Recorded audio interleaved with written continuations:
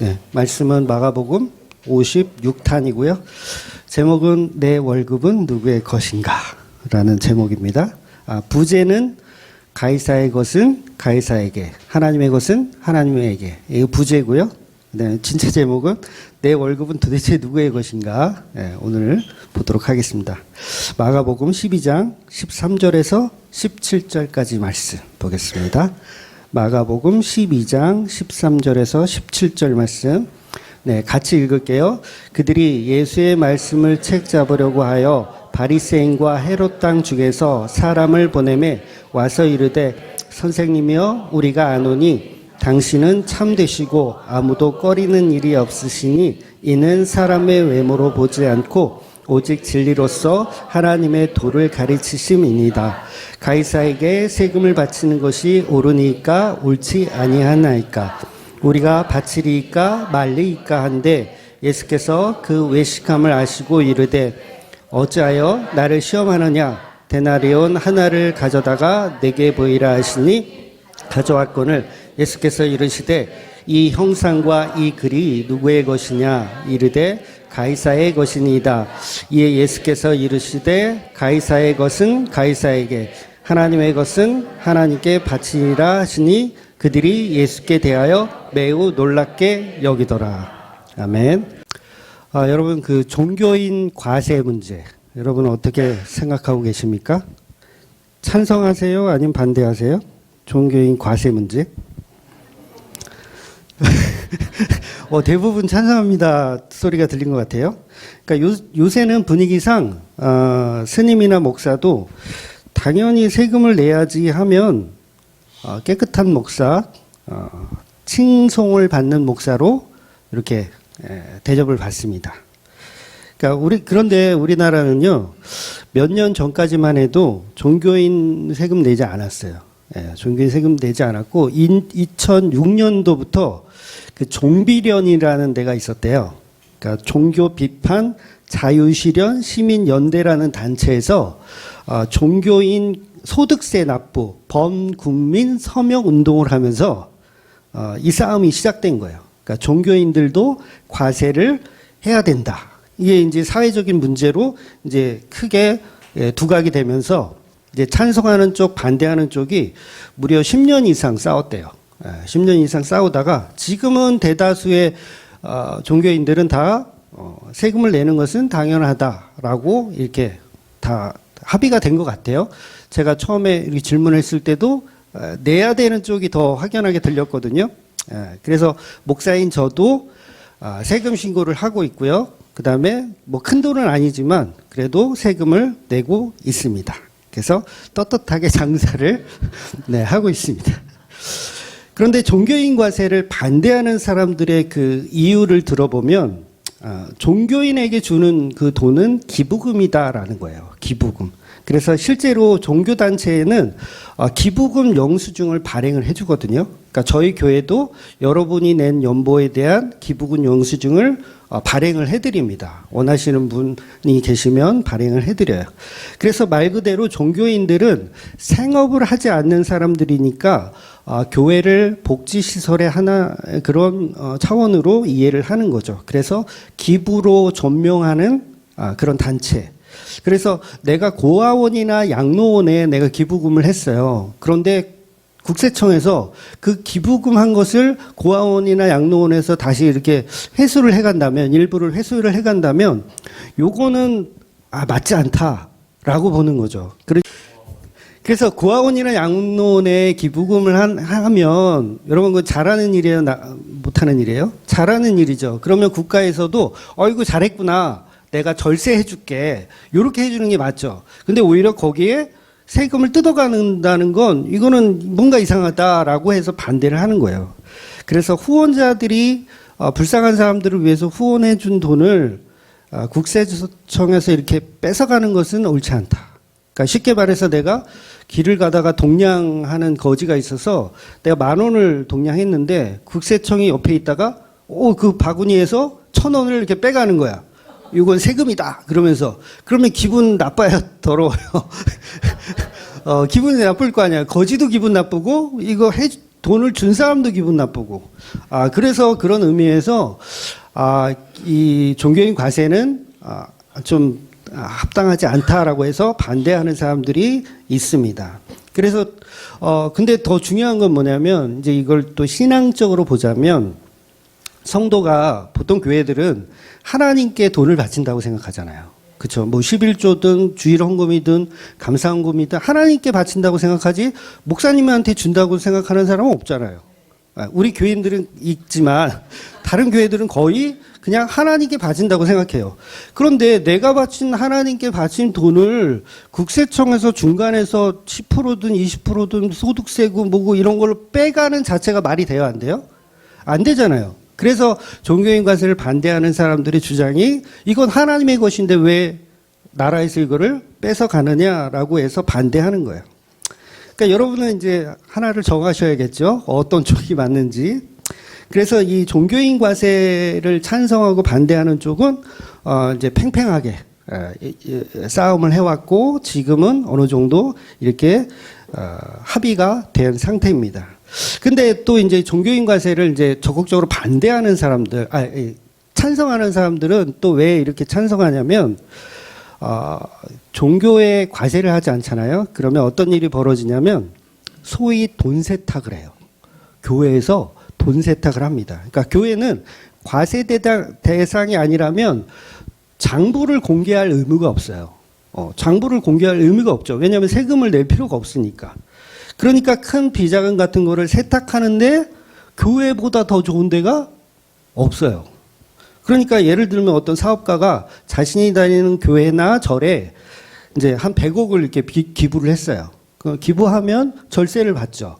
절세도 받고 혜택이 여러 가지 있어요. 그래 놓고 이제 스님한테 100억인데 90억은 다시 돌려주셨으면 좋겠어요. 미리 합의를 하는 거죠. 그렇게 해서 다시 돌려받아요. 그러면 그걸 뭘로 쓸 수 있어요? 비자금으로 쓸 수 있어요. 출처가 애매하니까. 출처가 없으니까. 비자금으로 다시 쓸 수 있는 거예요. 그러니까 장부에 없던 돈이 새롭게 생겨나는 거죠. 그래서 이거를 비자금으로 사용할 수 있습니다. 그래서 비자금으로 내가 90억을 만들어 놨어. 근데 세무조사에서 아무리 조사해봐야 이걸 찾을 수 있어요, 없어요? 없는 거예요. 왜냐하면 교회를 통해서 들어온 돈, 절을 통해서 들어온 돈은 이거는 법적 근거가 없어요. 왜냐하면 사찰을 세무조사를 해야 되는데 할 수가 없잖아요. 종교인 과세가 안 돼 있으니까. 교회도 세무조사 받았다는 얘기 들어보셨어요? 대형교회가 세무조사 막 받고. 그러니까 어떤 형사, 무슨 신고가 있거나 무슨 일이 있을 때만 하는 거지 사실은, 이 교회는 세무조사를 받을 리가 없습니다. 과세 대상 자체가 아니었기 때문이에요. 그래서 비자금이 걸리더라도 이건 그냥 투자비 면목이었다 이렇게 오리발을 내밀면 처벌할 법이 없는 겁니다. 그래서 사업을 해보신 분은 아시겠지만 왜 그런 말 있잖아요. 자료를 사고 판다라는 말. 이게 이제 세금 계산서를 사고 판다는 얘기거든요. 물론 지금도 있는지 모르겠어요. 옛날에는 그런 일들이 아주 흔하게 있었는데, 그러니까 교회라는 곳이 돈 세탁하기가 너무 쉬운 거예요. 그래서 본문에서 이 납세자 연맹이라는 데서 이 단체에서 종교인도 세금을 내야 한다는 목소리를 높이기 위해서 시위를 하거나 데모를 할 때 플랜카드에 딱 걸리는 문구가 오늘 본문인 거예요. 뭐라고 걸려 있습니까? 가이사의 것은 가이사에게, 하나님의 것은 하나님의 것이다라는 이 문구가 걸려 있어요. 그러니까 세금 내라는 거예요, 안 내라는 거예요? 세금 내라는 목적으로 이 본문을 사용하더라는 거예요. 아마 여러분 중에서는 종교인 세금을 찬성하시는 분들이 계실 텐데 그분들도 오늘 본문의 말씀을 인용하는 경우가 많이 계셨을 거예요. 가이사의 것은 가이사의 것이고 하나님의 것은 하나님의 것이잖아. 그러니까 종교 낼 거는 내고 교회에 연보할 거는 또 연보하고 그러는 거지라고 본문을 사용하는 경우가 많더라는 거죠. 그런데 이런 논리 속에서 이상한 게 하나 있어요. 그게 뭐냐면 직장인이 이제 월급을 받잖아요. 그러면 그 월급에 대한 소득세를 내잖아요. 옛날엔 가끔세라 그랬는데 요새도 가끔세라는 표현을 하나요? 예, 어쩐지 모르겠어요. 그러면 그 월급, 내가 받은 그 월급, 그 누구의 것입니까? 내가 받은 월급은 내 것입니까? 하나님의 것입니까? 신앙의 고수들은 어떻게 말할까요? 하나님의 것이다 라고 신앙의 고수들은 이렇게 말할 겁니다. 그럼 다시 질문을 해볼게요. 여러분이 받은 월급이 가이사의 것입니까? 하나님의 것입니까? 자, 좀 전에 우리는 하나님의 것이라고 믿음의 고수들은 뭐예요? 하나님의 것이라고 얘기했잖아요. 그러면 그 월급이 가이사의 것이냐 하나님의 것이냐 했을 때도 동일하게 하나님의 것이어야 돼요. 그렇다면 세금을 내야 돼요? 안 내야 돼요?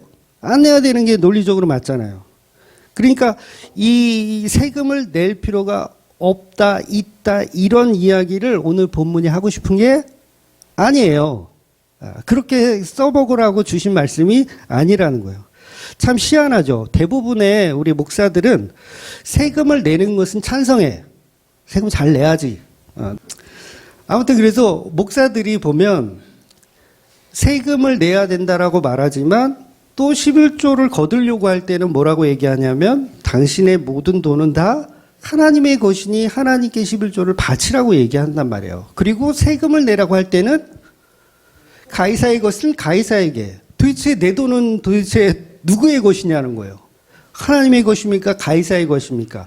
이런 딜레마가 우리는 계속 있다라는 거죠. 그러니까 원래는 10개 다 하나님의 것인데 10개 다 드릴 수 없으니까 하나만 드려라. 이게 목사들의 논리잖아요. 그러면 월급은 하나님의 것이란 얘기죠. 그러면 세금을 낼 필요가 없다라는 이야기를 해야 논리가 맞다라는 거예요. 그러니까 도대체 어떻게 하라는 얘기인지 우리는 딜레마에 빠질 수밖에 없습니다. 그러니까 본문은 그런 얘기를 하고 있는 게 아니라는 거예요. 그러니까 종교인들이 세금을 내야 할 때는 이 월급은 가이사의 것이니 가이사에게 드려라 라고 말하고 11조를 거둘 때는 하나님의 것이니 하나님께 바쳐라 라고 말하더라는 거예요. 즉 내 월급이 하나님의 것이니까 가이사에게 바치라고 하면 말이 안 되는데 우리 종교인들은 계속 엉뚱한 논리를 가지고 말씀을 인용하더라는 거죠. 그러니까 제가 무슨 얘기를 하고 싶은 거냐면 11조를 논하는 자들도 엉터리고 교회가 세금을 내야 하는 것도 성경적으로 합당한 것은 사실은 아니란 얘기를 하는 거예요. 엄밀히 따지면 둘 다 틀렸고 본문은 그런 세금 문제에 관한 말씀으로 주신 이야기가 전혀 아니라는 겁니다.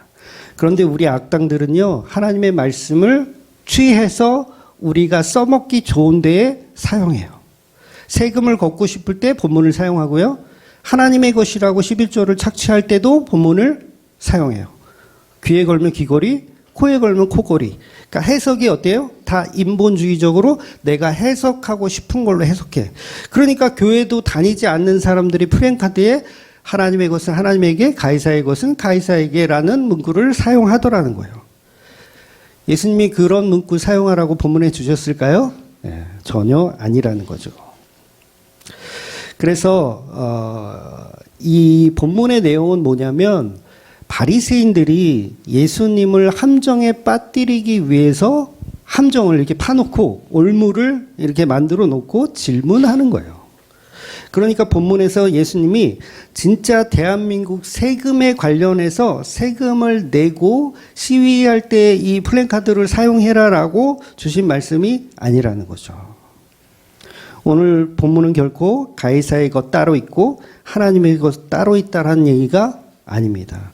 여러분, 하나님이 세상을 다 지으셨잖아요. 가이사의 것이 있습니까?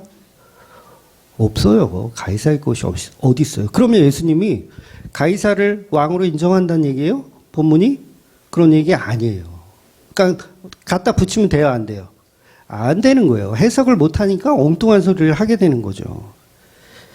그래서 바리새인들은 본문에서 예수님에게 질문하는 내용을 자세히 보면 그들이 한 가지 착각하고 있는 게 있어요. 그게 뭐냐면 바리새인들은 가이사에게 세금을 바치면 하나님의 사람이 아니라 라고 생각하는 거예요. 가이사에게 세금을 바치면 하나님의 사람이 아니라. 반면 세금을 하나님께만 바치면 그건 하나님의 사람이라고 생각하는 거예요. 다시 말해서 국가에 세금을 바치면 국가를 추종하고 섬기는 것, 그리고 하나님께 11조를 바치면 하나님을 섬기는 사람으로 누가 판단하고 있는 거예요? 바리새인들이 그렇게 판단하고 있는 거예요. 그러니까 예수님께 이런 질문을 하는 이유도 그 자체의 생각이 이미 사실은 잘못되어 있는 거죠. 그러니까 오늘 본문은 지난주 맥락하고 이어지는 본문이라는 걸 우리는 기억해야지 바른 해석을 할 수 있어요.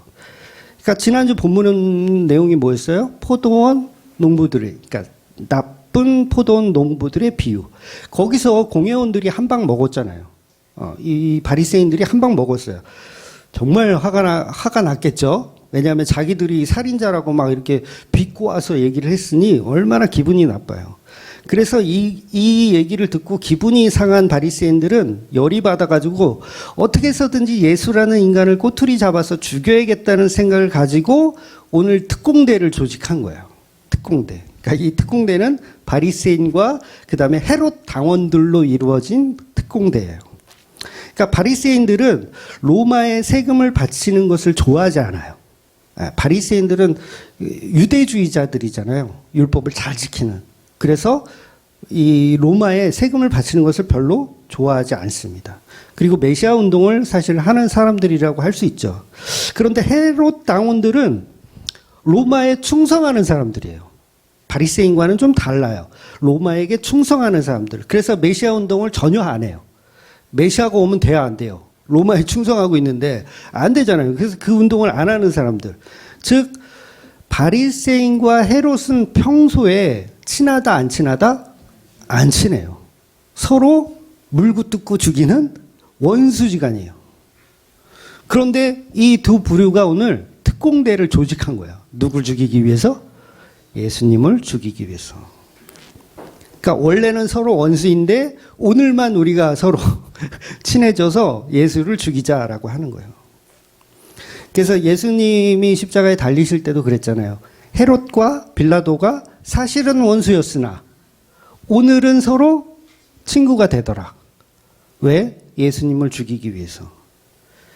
그래서 제가 교회에서 정치 이야기 하지 말라고 제가 말씀드린 이유가 뭐냐면 결국 보수든 진보든 예수를 죽이는 일을 하지 좋은 일을 하지 않아요. 성경 어디에도요 정치 이야기 없습니다. 목사들이 뭐 최근에는 뭐 기독당, 아니 최근이 아니지 뭐 매번 선거 때마다 목사들이 기독당이라는 걸 만들어 가지고 나오는데 정말 부끄러운 거예요, 그거. 성경을 하나도 모르는 거예요. 그러니까 목사 짓을 아예 그만두고 그냥 정치를 하든가. 그러니까 또 어떤 교회 가면요 설교 내내 정치 얘기만 하는 목사 있어요. 그러니까 그 교회는 예를 들어서 목사의 성향이 빨간색이다. 그럼 교인들도 다 빨간색만 와. 파란색은 못 견뎌. 그럼 나가. 그러니까 그 교회는 다 빨간색이야. 또 어떤 교회 가면 그 교회는 또 다 파란색이야. 파란색만 있어. 설교 자체가 다 그런 쪽으로만 하는 거예요. 그래서 교회에서 정치를 하더라는 거죠. 이거 정말 무식한 짓거리를 하는 겁니다. 여러분, 대한민국이요. 하나님이 약속한 하나님의 나라입니까? 전혀 아니에요. 대한민국이 왜 하나님이 약속한 하나님의 나라예요. 예수님도 분명히 그랬잖아요. 내 나라는 이곳에 속한 것이 아니다. 따로 있다. 라고 얘기했잖아요. 예수님의 나라는 대한민국이 죄송하지만 아니에요. 따로 있어요. 그런데 우리는 이 나라가 마치 약속받은 나라인 양 나라 민족을 위해서 기도하고 위정자들을 위해서 기도하고 이러고 있는 거예요. 그러니까 엉뚱한 정치 이야기로 성경을 해석하며 자기의 인본주의를 채우기 위해서 교회 생활을 하더라는 거죠. 그러니까 사회에서도 보면 지인들끼리 친구들끼리 이야기할 때 정치 이야기하면 아주 핏대를 세우면서 얘기하지 않습니까? 핏대를 세우면서 마치 그렇게 뭔가 이야기하면 배운 사람 같고 막 정치 이야기할 때 나 할 말이 없어. 나 잘 모르겠어. 그러면 굉장히 바보 된 것 같고 무식한 것 같고 근데 막 뭐 누가 어떻고 정치 얘기를 막 현란하게 막 하면 와, 얘 진짜 배운 사람 같다. 와, 훌륭하다. 이런 느낌 들지 않아요? 많이 해보셨죠? 근데 그것들이 다 쓸데없는 이데올로기를 말하고 있는 거예요.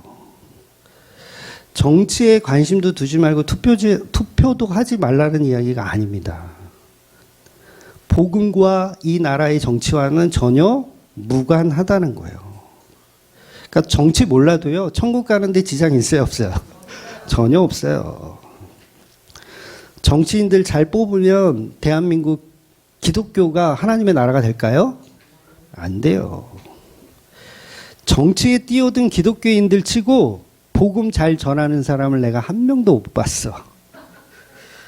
기독교는 예나 지금이나 그 시대와 전혀 상관없이 늘 소수가 움직여졌습니다. 예를 들까요? 여리고성의 기생 라합. 이녀는 자기 나라를 팔아먹은 여자예요. 자기 나라를 팔아먹은 여자. 그런데 이 라합이요, 예수님의 족보에 들어간다는 거 아이러니하지 않아요? 정말 그러니까 하나님의 백성은 따로 있는 거예요. 이 나라 정치와 무관하게. 그래서 늘 소수예요, 소수. 바알 선지자들과 싸운 엘리야, 뭐 400명 대 뭐 450명, 뭐 850대 1 맞나요? 성경을 그 부분을 읽은 지 오래돼서 늘 그런 식이에요. 혼자예요, 혼자. 400명의 거짓 선지자와 미가야 단 한 명. 서로 의견이 안 맞아. 400명은 싸우러 가자. 우리가 다 이긴다. 아합과 함께 막 그렇게 얘기하는데 미가야 혼자 가면 우린 다 죽어. 이러고 있는 거예요. 우리나라에 성도가 많을 것 같아요. 북한의 지하교회가 성도가 많을 것 같아요.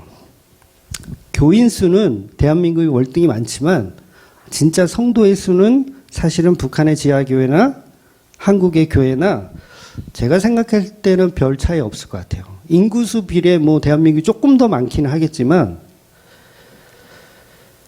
늘 그 소수들이 움직입니다. 그런데 그 소수들이 이 나라를 정복하고 이 나라의 대통령이 되고 위정자들이 되어서 이 나라를 기독교화 시킨다고요? 하나님은 그럴 계획이 없으세요. 처음부터 없으세요. 그런데 악마들은 자꾸 복음을 어디다 이용하냐면 자기가 사는 이 땅에 이용하는 거예요. 지금 본문의 바리새인들은 바로 그 점을 노리고 예수님께 접근하고 있는 겁니다. 정치적인 논리로 예수님을 함정에 빠뜨리려고 하는 거예요. 바리새인, 사두개인 전부 정치적으로는요, 다 색깔이 다 다르지만 예수님 죽일 때는 그냥 하나로 통일되는 거.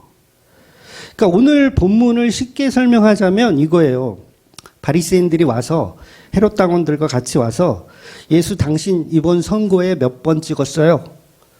이거 물어보는 거예요. 여러분 몇 번 찍었어요? 네, 이번 선거. 네, 이거 말해도 되나?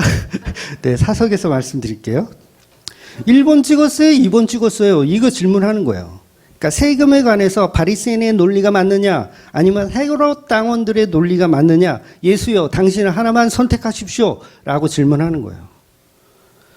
그래서 이미 함정을 만들어 놓고 있는 거죠. 무엇을 선택하든 예수님은 무조건 손해보는 거예요. 그래서 가이사에게 세금을 바치는 것이 옳으니까 옳지 아니하니까. 이 당시는요, 인두세라는 게 있어서 로마가 이제 정복을 했잖아요. 그래서 유대인들은 의무적으로 1데나리온씩 인두세를 이렇게 바치게 되어 있었습니다. 그래서 이것을 바치는 게 옳은가 틀렸는가라고 질문하는 거예요. 그러니까 예수님이 로마 황제에게 세금을 바치는 것이 옳다고 하면 로마 황제를 왕으로 인정하는 것이고 헤롯 당원들을 지지하는 꼴이 됩니다. 더구나 황제를 인정하면서 세금을 바친다는 것은 예수님이 전하시는 하나님 나라, 세례 요한이 전한 하나님 나라가 로마 황제 밑에 들어가는 거죠. 예수님이 로마에게 이거 바치는 게 옳다라고 말한다면 세례 요한이 전한 하나님 나라, 예수님이 전한 하나님 나라가 로마 황제 밑으로 들어가는 거예요. 그러니까 종교적으로 헤롯 당원들의 손을 들어줄 수가 없죠. 그리고 또 반대로 바리새인들의 손을 들어줄 수도 없어요. 왜냐하면 그 즉시 바리새인들 역시 그 바리새인들의 논리를 인정하면 헤롯 당원들은 어떻게 하겠어요? 야, 로마에게 너 지금 반항해? 반격해? 그러면서 그 즉시 체포될 수가 있는 겁니다. 그래서 예수님이 그 예수님의 제자들 중에도 보면 열심당원들이 있었어요. 열심당원들은 뭐냐면 독립운동가, 로마에 제항하는 독립운동가였어요. 그냥 그 사람들에게도 뭐요? 분명히 그들도 하나의 색깔이 있거든요. 근데 요거에 반대되면 어때요? 예수님을 떠나겠죠. 그러니까 예수님이 호산나를 외치면서 이 예루살렘에 입성했는데 나하고 의견이 안 맞아. 세금을 내야 된대. 라고 하면 열심당원들도 또 충격을 받는 거죠. 그러니 이러지도 못하고 저러지도 못하고 완전히 예수님은 특공대의 조직에 지금 말려든 상황입니다. 그래서 이들은 초반에 예수님께 이 질문을 회피하지 못하도록 아주 그냥 사탕 발림을 막 해요. 14절 보면 당신은 참되시고 아무도 꼬리끼는 일이 없으시니 이는 사람을 외모로 보지 않고 오직 진리로서 하나님의 도를 가르치십니다. 이러면서 질문을 회피하지 못하게 마음에도 없는 가증한 소리들을 막 하는 거예요. 예수님을 이제 빠져나가지 못하도록 하는 거죠. 실제로 우리는 결과를 알고 있기 때문에 이 질문이 얼마나 진퇴양난의 질문인지 감흥이 좀 덜 하시잖아요. 이 질문 자체가. 근데 사실 제가 생각해도 이건 빠져나갈 구멍이 없습니다. 저라면 굉장히 당황했을 것 같아요. 이런 질문을 하다니. 1번이야, 2번이야 갑자기 질문하면 그래서 저는 두 장 주잖아요. 투표. 하나는 이 색깔, 하나는 저 색깔. 이렇게 예수님과 똑같이 가이사의 것을 가이사에게, 네, 하나님의 것을 하나님에게 이렇게 했어요. 네. 하나는 이렇게 다르게. 그래서 예수님이 이제 해답을 주셔야 되잖아요. 뭐라고 해답을 주시냐면 데나리온 하나를 가져다가 내게 보이라. 그러니까 데나리온은 그 당시 이제 노동자 한 명의 하루 품삯. 그래서 그것을 이제 데나리온을 이렇게 모든 사람들이 다 통용하던 로마의 화폐입니다. 로마의 화폐. 그래서 데나리온에는 이게 은으로 된 동전인데 거기에 뭐라고 써 있냐면 존엄한 아들이라는 표현이 있대요. 그러니까 존엄한 아들. 누가? 월계관을 쓴 황제의 얼굴이 또 그려져 있으면서 존엄의 아들이라는 표현이 있는 거예요. 그러니까 황제가 뭐라는 거예요? 신으로 인정하는 거예요. 황제를 신으로 인정하는 거. 그래서 황제를 신성시하는 거죠. 그래서 우리도 예수님을 그냥 예수 그리스도라고 부르지 않고 우리 주 예수 그리스도 이런 표현을 하잖아요. 그래서 이 주라는 표현이 굉장히 이게 엄청난 표현이거든요. 단순히 이 주가 사장님을 뜻하는 단어가 아니에요. 그러니까 헬라어로 퀴리오스라는 단어인데 이 단어는 절대자에게만 붙이는 칭호입니다. 그러니까 누가 이 칭호를 듣겠어요? 그 당시 로마 황제만 이 칭호를 들어요. 그러니까 우리가 우리 주 예수 그리스도라는 표현은 뭐예요? 그냥 단순히 그냥 사장님 정도가 아니라 이분이 우리의 통치자이시며 이분이 우리의 왕이십니다라는 표현을 하는 거예요. 그래서 주맘교회 지을 때도 예수 마음교회가 아니라 주자를 넣은 거예요. 그냥 예수가 아니라 우리 주, 모든 것의 통치자이신 예수의 그 마음을 알아가자는 거죠. 그러니까 황제를 퀴리오스라고 불렀다는 것은 그 권위가 엄청나다는 거예요. 그러니 우리는 하나님의 백성이니 하나님께만 11조나 성전세를 내고 로마 황제에게는 세금을 낼 필요가 없다고 하면 이 즉시 체포되는 거예요. 예수님은 헤롯 당원들에게 질질 끌려가게 되었어요. 왜냐하면 지난번에는 이게 이 쪽수 때문에 밀렸다 그랬잖아요. 바리새인들은 나이가 많으니까 예수님 제자들은 젊으니까 어떻게 해보려다가 못했잖아요. 그러니까 이번에는 헤롯 당원들을 같이 데리고 온 거예요. 이게 딱 문제가 딱 생겨서 체포할 이 권한이 생기면 그 즉시 체포하라는 거죠. 그래서 일부러 작전을 짜고 그 사람들까지 동원을 한 거예요. 그러니까 예수님은 이들의 간괴, 아주 이 나쁜 그거를 아시고 데나리온 하나를 내게 보이라 말씀하시는 거예요. 그리고 하시는 말씀이 이 화폐에 누구의 얼굴이 있느냐? 대답하되 가이사의 얼굴이 있습니다. 그러니까 예수님은 합배에 있는 얼굴대로 데나리온은 가이사에게 바치고 하나님의 것은 하나님에게 바치라는 문자적인 내용을 전달하는 거예요. 그런데 우리는 이 말씀이 감흥이 사실은 없어요. 늘 듣던 얘기를 해서 이게 무슨 얘기인지 감흥이 없어요. 그럼 생각해 보세요. 예수님이 말씀하시는 하나님의 것과 가이사의 것은 도대체 무엇이냐? 그러니까 데나리온 동전에는 가이사의 흉상이 그려져 있으니까 요건 가이사의 것. 그러면 하나님의 것은 뭐죠? 구약으로 치면 세겔이라는 동전이 있잖아요. 세겔. 그러니까 요건 성전세를 낼 때 주는 돈이에요. 그러니까 세겔은 그런 하나님의 것이다라는 표현인가요? 본문이? 이렇게 해석하는 거 맞을까요? 그런데 사실 이 해석도 맞는 해석이 아니에요. 왜냐하면 본문의 이 논쟁 자체가 어디서부터 출발하냐면 성전에서 돈 바꾸는 자들의 상을 뒤엎으면서 시작된 논쟁이에요. 즉, 그 때문에 예수님은 지금 바리새인들에게 미움을 사고 있는 거거든요. 왜냐하면 돈 바꾼다는 게 뭐냐면 데나리온을 세겔로 바꿔주는 일을 성전에서 장사를 하고 있었던 거예요. 물론 이 수수료를 좀 뗐겠죠. 그렇다면 세겔로 드리는 것은 하나님께 드리는 것이 옳다라는 이야기를 예수님이 하는 것이 아니라는 거예요. 왜냐하면 돈 바꾸는 자체를 예수님이 인정하지 않았으니까 데나리온은 하나님의 것, 데나리온은 로마 황제의 것, 세겔은 하나님의 것이라는 주장을 하시는 게 아니라는 거예요. 그러니까 이거 써먹으면 안 돼요. 이런 문구 써먹으면 안 돼. 그런 얘기가 아니에요. 그래서 여러분 오늘 본문으로 다시 들어가면 내 월급은 누구의 것인가? 라고 했을 때 제가 제목을 이렇게 잡았지만 월급 논쟁을 하자는 게 아니에요. 세금 논쟁을 하자는 게 아니라 대한민국 세금에 관련된 이야기가 오늘 본문의 내용이 아니라는 것을 말씀드리려고 했던 겁니다. 예수님이 말씀하시는 진짜 의미는 뭐냐면 이 세상 자체가 비유임을 이야기하고 있는 거예요. 그러니까 바리새인들의 질문에 예수님의 대답은 뭐냐면 하나님 나라는 상관이 전혀 없는 어리석은 지혜로 너희들은 내게 질문했다라는 이야기를 하시는 거예요. 질문 자체가 어리석다라는 거예요. 이게 가이사의 것이 맞습니까? 이게 누구의 것이 맞습니까? 이 자체가 바보 같다라는 질문을 하는 거예요. 그러니까 개떡 같은 질문을 했다라는 이야기를 하는 거죠. 그러니까 한마디로 바리새인들에게 예수님은 지금 면박을 주는 거예요.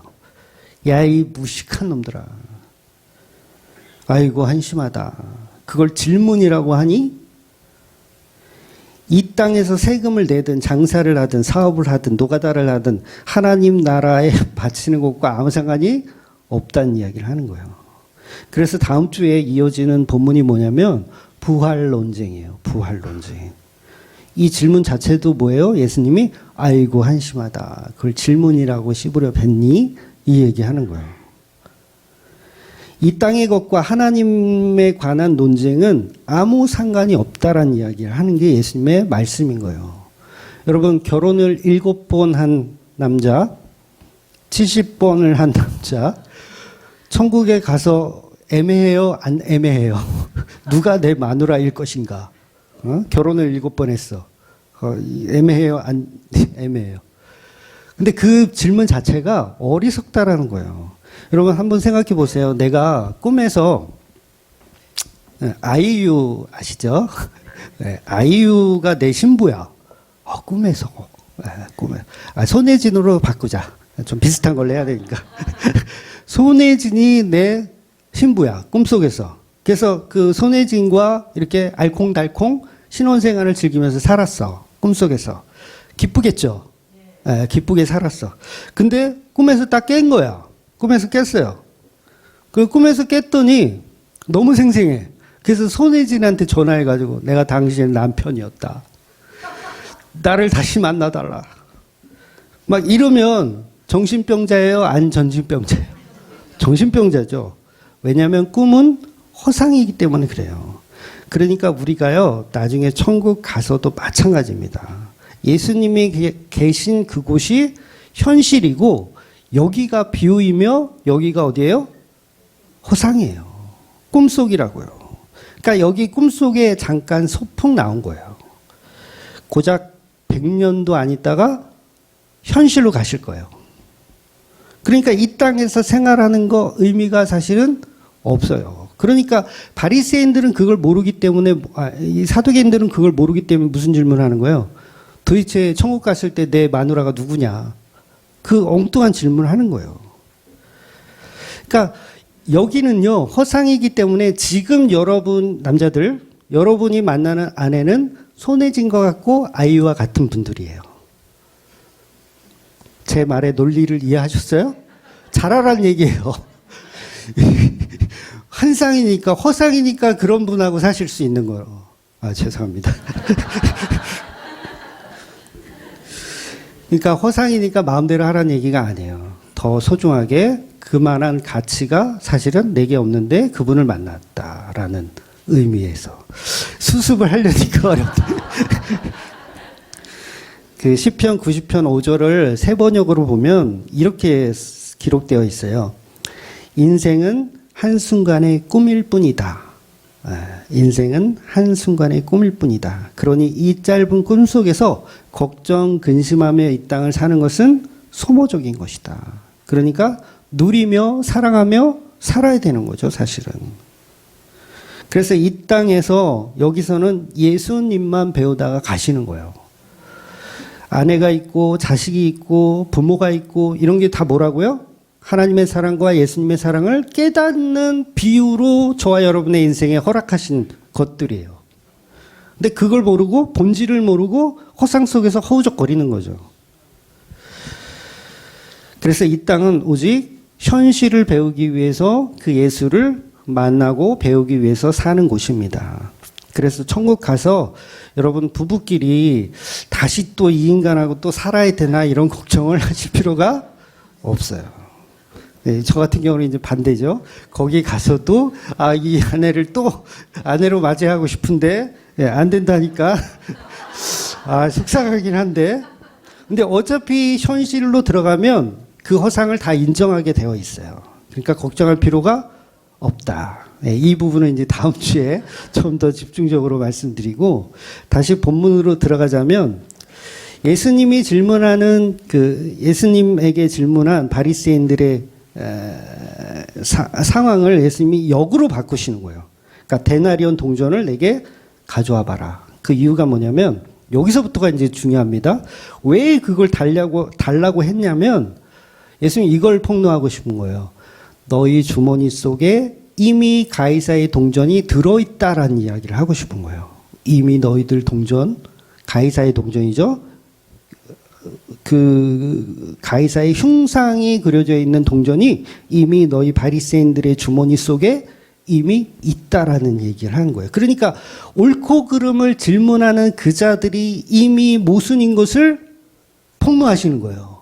질문 자체가 어리석다. 왜냐하면 너희들은 이미 너희들 주머니에 가이사의 그 흉상이 그려진 데나리온을 가지고 있지 않느냐, 그 얘기를 하고 싶으신 거예요.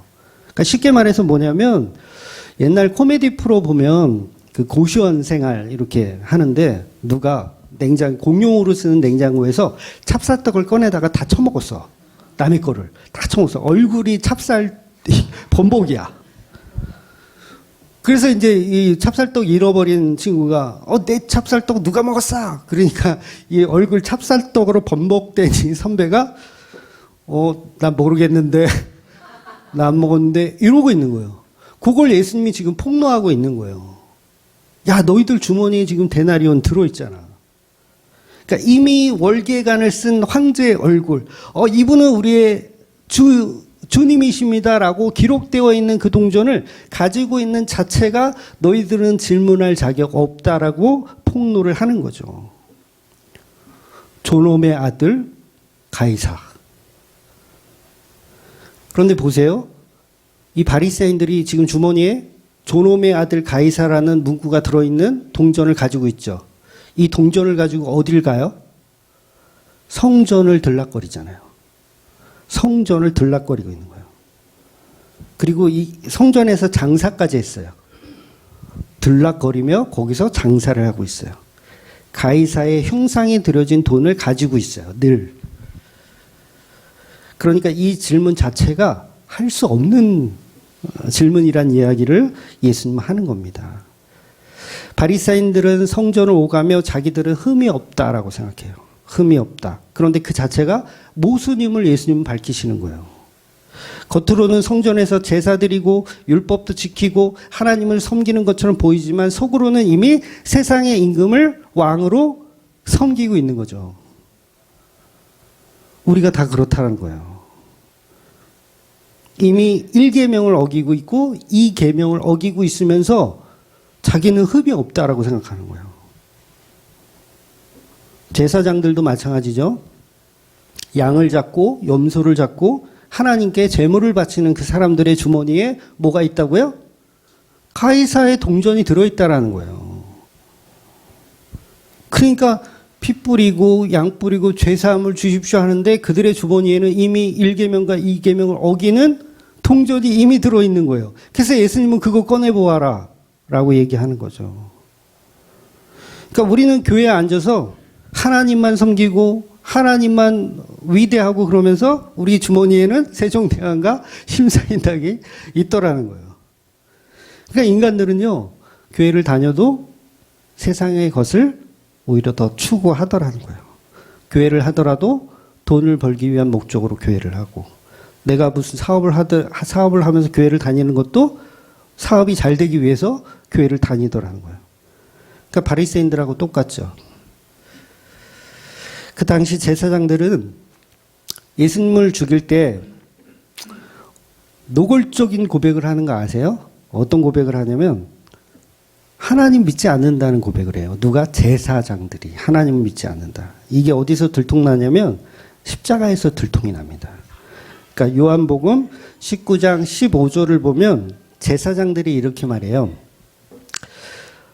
빌라도가 이르되 내가 너의 왕을 십자가에 못 박으랴? 질문하니까 대사장들이 가이사 외에는 우리에게 왕이 없나이다. 가이사 외에도 우리에게 왕이 없나이다. 그러니까 교회 다니면서 집사로, 교사로, 목사로 막 활동하지만 사실은 가이사 외에는 우리가 왕이 없습니다라는 고백을 하고 있더라는 거예요. 돈을 왕으로 섬기고 이 세상을 왕으로 섬기고 어떻게 해서든지 이 나라를 하나님의 나라로 만들려고 하는 그 어리석음으로 신앙생활을 하더라는 거죠. 그러니까 여호와 하나님 외에는 다른 왕이 없다라고 주장해야 할 제사장들이 완전히 미쳐가지고 가이사 외에는 우리의 왕이 없다라는 고백을 하고 주머니에 데나리온 가득. 장사를 도대체 누가 시키는 거예요? 바리새인들, 제사장들이 장사시키는 거잖아요. 그러면 데나리온을 어떻게 하겠다고? 잔뜩 모으겠다고 성전을 이용하고 있더라는 거예요. 그러니 오늘 본문이 말하고 싶은 것은 우리가 다 우상숭배자라는 거예요. 그런 우상숭배자들이 옳고 그름을 질문하고 있으니까 예수님은 그것을 폭로하고 계신 겁니다. 산상수훈에도 분명히 말씀하셨거든요. 자기 생존을 위해서 무엇을 먹을까? 무엇을 마실까? 무엇을 입을까? 걱정하지 마라. 목숨이 음식보다 소중하지 아니하냐? 몸이 옷보다 소중하지 아니하냐? 성도는요, 제국주의 국가가 아닙니다. 그의 나라와 그의 의를 구하는 사람들이에요. 국가를 위해서 기도하는 사람들은 사실은 이방인들입니다. 이방인들, 블레셋, 어디 다 뭐예요? 자기 나라를 위해서 기도해요. 그런데 예수를 믿는 사람들은요, 내 나라를 위해서 기도하는 게 아니라 그의 나라와 그의 의를 위해서 기도하는 거예요. 그러니까 무엇을 먹을까, 무엇을 입을까, 요번 정치로 하나님 이 땅에 뭘 주시옵소서, 뭐 회복을 주시옵소서, 정치인들이 정신 차리고 해 주시옵소서, 이런 기도는요, 절에서 하는 거예요. 교회가 하는 게 아닙니다. 그러니까 이게 뭐예요? 이교도들이 추구하는 것. 무엇을 입을까, 무엇을 마실까, 어떤 정치인을 뽑아야 우리가 잘 먹고 잘 살까, 어떤 정치인을 뽑아야 이 사회가 잘 굴러갈까. 요거는 이교도인들이 구하는 거, 스님들이 구하는 거고, 우리 기독교는 하나님 나라와 그의 의를 구하는 겁니다. 그런데 교회에 앉아서 아직도 그런 기도를 하고 있으니 기독교적 무당이라는 소리를 듣는 겁니다. 내 월급은 누구의 것인가? 이것은 중요한 게 아니에요. 내가 누구의 것인가가 중요하죠. 내가 누구의 것인가.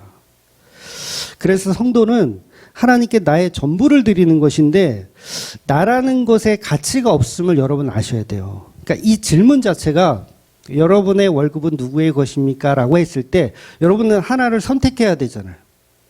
하나님의 것이냐 내 것이냐 월급. 이 선택 자체가 틀렸다라는 얘기를 저는 하고 싶은 거예요. 성경은 그걸 얘기하고 있는 거고요. 뭐냐면 우리는 가치가 없는데 질문을 만들어요.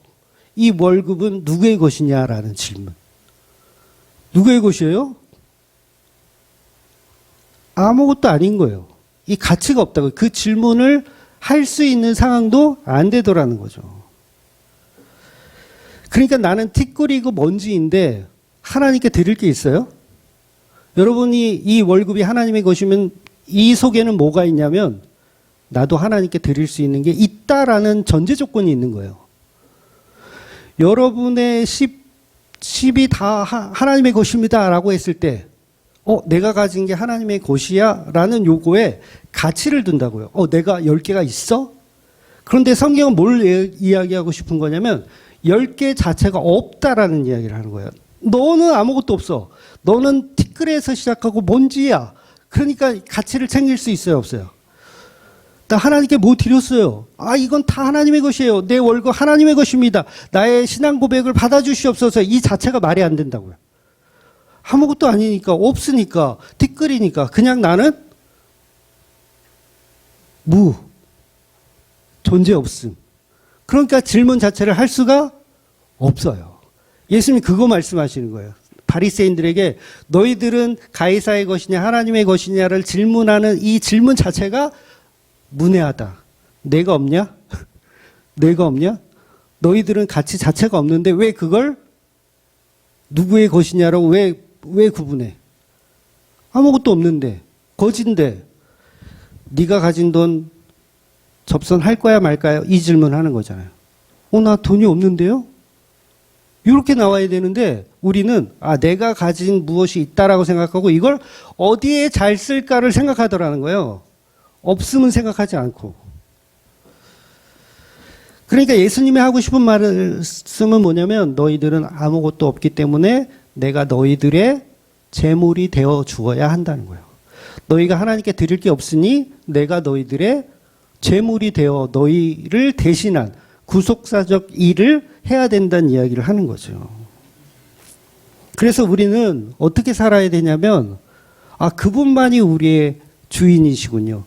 예수님만이 우리의 퀴리우스, 나의 통치자이시군요. 나는 아무것도 없어요. 뭘 자꾸 하나님께 자꾸 드리려는 이상한 마음을 가지세요. 우린 드릴 게 없어요.